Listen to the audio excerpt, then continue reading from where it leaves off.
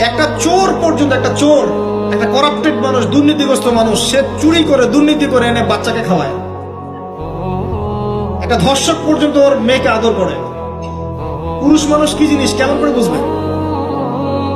সারাটা জীবন ক্ষয় করে ফেলায়। যদি আপনি তার আনুগত্য করেন, তার সামনে সুন্দর মতো থাকেন, তার কথার সাথে তর্ক না করেন, ভালোবাসা দিয়ে থাকেন, আপনার জন্য সে জীবন দিতে প্রস্তুত থাকবে। এরকম পুরুষ মানুষ। আপনাদেরকে কেউ চোখ তুলে তাকালে চোখ তুলে ফেলাবে, এরকম পুরুষ মানুষ। আর এখন তো পরিস্থিতি ডিফারেন্ট। বাসায় পুরুষ বাইরের ছেলের সাথে ফোনে প্রেম হয়ে গেছে, পালায় চলে গেছে, বিয়ে করে ফেলছে। দেখবেন বাসায় স্ত্রী আছে, বাইরের মেয়ের সাথে প্রেম করে বিয়ে করা শেষ। বিয়ে করলে সমস্যা নাই, ব্যভিচার করে ফেলছে। বিয়ে সে করতেই পারে, সে যদি সমতা রক্ষা করতে পারে, সেটা তার ডিফারেন্ট ইস্যু, এটা অন্য ইস্যু। তো স্বামীর আনুগত্য আপনাকে কিভাবে বুঝাবো? এটা দাসত্ব নয়।